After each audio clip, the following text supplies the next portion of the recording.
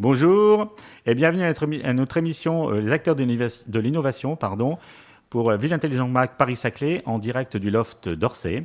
Aujourd'hui, nous avons la chance de recevoir Jean-Yves Orcel de la société SGID. Bonjour Jean-Yves. Enchanté. Enchanté. Dites-nous, SGID, c'est quoi ? C'est une jeune start-up, comme beaucoup se sont créés pendant ce confinement, et à partir d'une idée relative à ce que j'avais observé à la fin de ce confinement. Donc, notre sujet principal, c'est la déchetterie. Nous avons déposé une marque qui est la déchetterie 4.0, et nous voudrions en fait automatiser complètement le service de déchetterie et construire nationalement, voire internationalement, une déchetterie qui soit de nouvelle génération.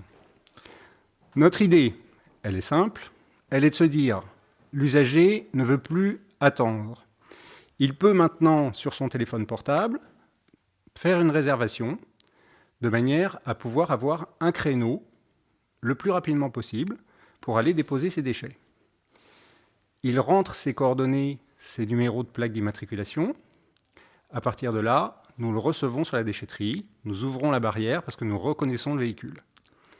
Nous allons le peser.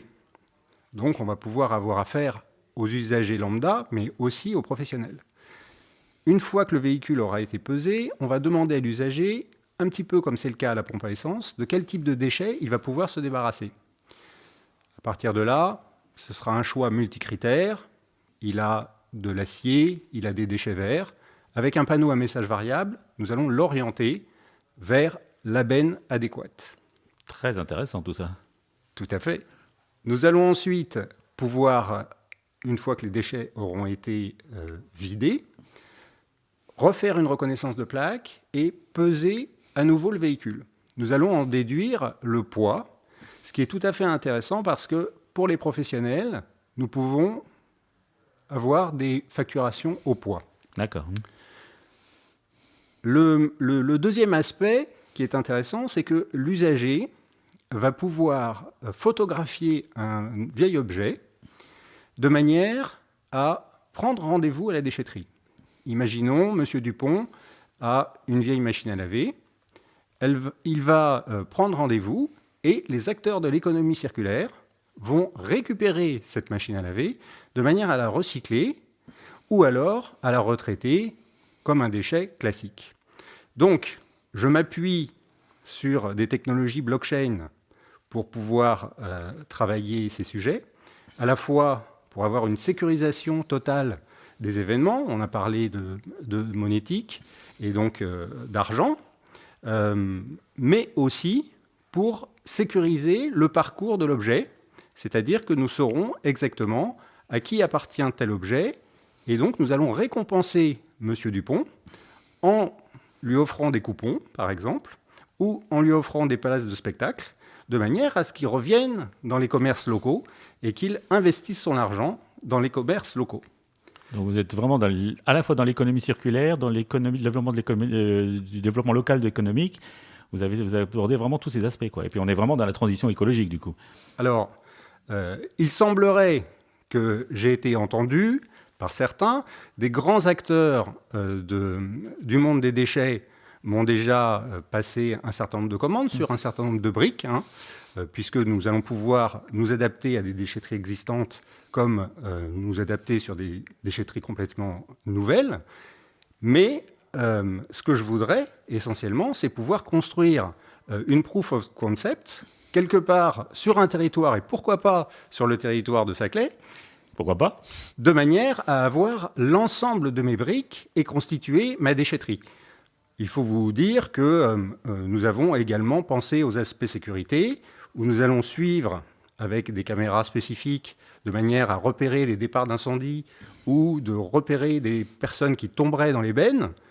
Eh bien, l'intelligence artificielle nous permet maintenant ce type d'action. Et donc, votre application a quand même un spectre très large, parce que vous parlez de sécurité, vous parlez d'économie circulaire, d'économie locale, de transition écologique quelque part. C'est quand même un concept assez Alors, ce qu'il faut que vous sachiez, très innovant, j'allais dire. C'est que c'est extrêmement innovant. Nous avons monté cette société avec mon associé et mon ami de 15 ans, Cyril Doré.